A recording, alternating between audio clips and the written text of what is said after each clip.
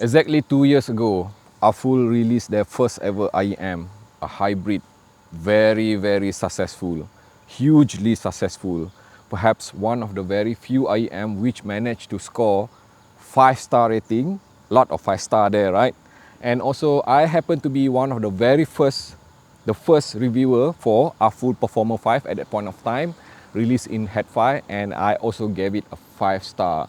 So we are talking about super impressive hybrid IEM from AFUL. 2 years already, finally we have a direct successor to that P5. And we are talking about this AFUL P5 Plus 2, or just AFUL P7.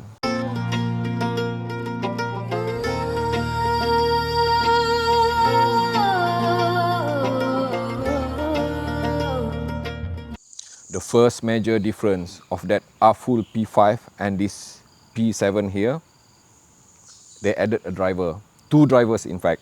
So on top of that 5 existing driver, they added 1 microplanar, which literally looks to me like a balanced amateur driver. And they also added 1 lower frequency driver, which is a dynamic driver. So that's why we have P7.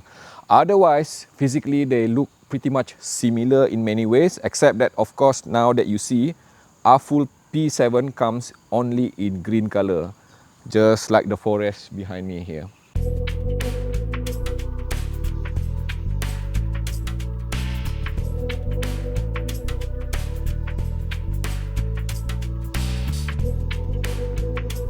Just like the original P5, this P7 here, built entirely on hard resin, 3D printed, it contains a very special chamber which influence the behavior of the lower frequency and also influence the way it presents the sound itself, again, especially on the lower frequency. And talking about ergonomics, have a look at this. Comfort is quite good with this P5 Plus 2. This hard resin here, just simply comfortable to wear for very long hour listening session. And on top of that, the seal is super good as well. I can barely hear any kind of ambient noises leaking in. So if you're looking for comfort and seal, P5 Plus 2 is what you want. When insert into the ear, I do feel that there's a bit of pressure of the IEM inserting in, but the good thing is that after using it for, let's say, just over 5 minutes, then all the pressure seems to be gone. So despite initially having some sort of pressure build up, it does not bother me that much after using it for quite a while.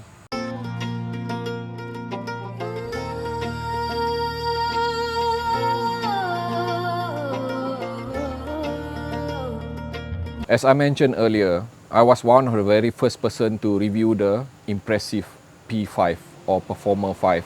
And now that we have this P7 or P5 Plus 2 here, the question would be, is it an upgrade? Is it a side grade? Let's find out. One of the major differences that this P7 offer now over the older P5 is that it now runs on very low impedance, literally half of the original P5 at 15 ohm rather than 35.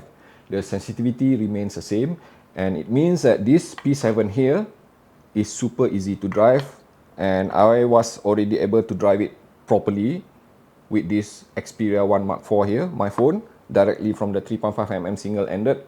The good thing is that despite being a hybrid, very sensitive, it does scale really well with power. It does not get shouty, it does not exhibit any kind of floor noises, even when subjected to being driven to something super powerful like this Muse HiFi M5 Ultra here, Tube M, and also this iBasso DX260 here. It is highly scalable as well when used with this dongle here, which is iBasso DC07 Pro.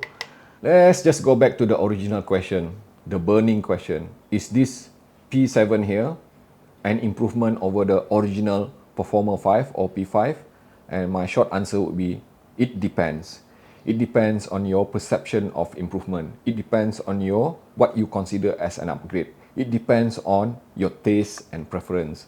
So let's just quickly have a look, reflect back on the AFUL Performer 5. AFUL P5 was something which I would consider as a best head IEM.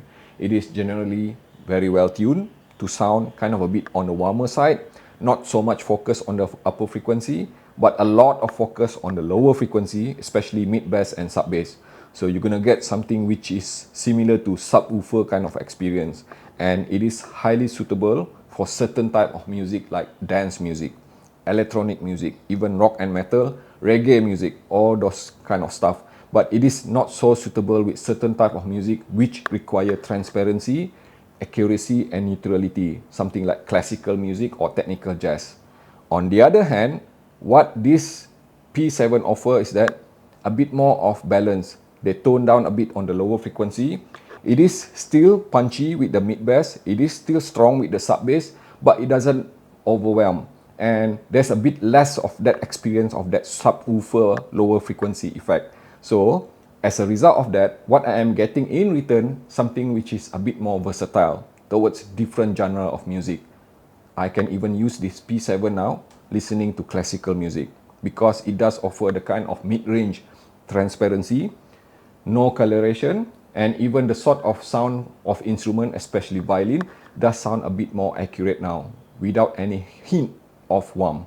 And talking about warmth, we are talking about tonality here, accuracy of the sound itself. For example, it depends a lot on the type of source which you connect this P7 to. For example, if I were to connect it, my Sony Xperia 1 Mark IV here, which is generally known as warm sounding, it does not sound bright, it just sounded natural. But if I connect it something which is a bit more analytical, a bit more flatter, like this iBasso DC07 Pro here, or even this DX260 here, then what I'm getting is something which hovers closer to reference kind of sound, hi-fi reference kind of sound. It is kind of a bit dry compared to the original P5, and it also offers a bit more of resolution when it comes to macro and micro detail. But then again, I was able to tune it to get a bit more of balance, connecting it to something which is slightly warmer, like this Muse Hi-Fi M5 here, with the tubes inside. So again, I am getting that kind of balance towards being organic and natural sounding with a bit more of resolution because this Sony Xperia 1 Mark IV wasn't that resolving. What I'm trying to say here is that it is super versatile. It depends on the type of source which you connect to. Simply put, this P7 here does offer improvement over the original Performer 5 when it comes to resolution, imaging, details, macro and micro details. Because if you remember correctly, or if you are an existing user of P5, then you might know that if you connect that P5 to a less resolving, less capable resource, you're not gonna get that much of details out of it, not so technical. Unlike this P7, which seems to be highly technical even when connected to less capable sources.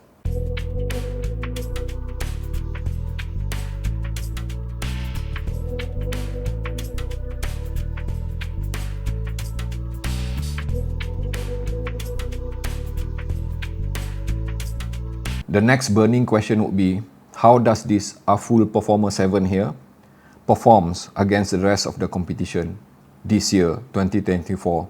We are seeing tons and tons, literally so many impressive IEMs being released this year within the price point of 150 to 350 US dollar. So I can just simply say that this is one of them, okay? Without a doubt, this is the kind of IEM which I would consider as very appealing to people who love technicalities, who love resolution, who love imaging, who love holographic sound, who love open wide soundstage. And at the same time, it still has that appeal of the original P5, which is fun, exciting, vibrant. It keeps you wanting to listen to music on and on and on. And not forgetting that it does also offer the kind of seal factor, which I think one of the very best right now, provided that you can get around the, insertion pressure, which will be gone after 5 minutes. And of course, on top of that, it is also so very comfortable. So if you're looking for an option which is highly affordable because I would say that especially if you buy at the end of the year, HiFiGo is having some sort of discount on this P7. This is definitely a no-brainer for me to recommend. If you like what you're hearing, what you're seeing, please subscribe to my channel if you haven't done so. And also please take a moment to click like here. It will really help me out. It is free, by the way. And also please follow me on Instagram, which I have set up very recently. My Instagram will be a platform for me to provide quick updates on the things that I do beyond this video. And again, thank you so much from the bottom of my heart.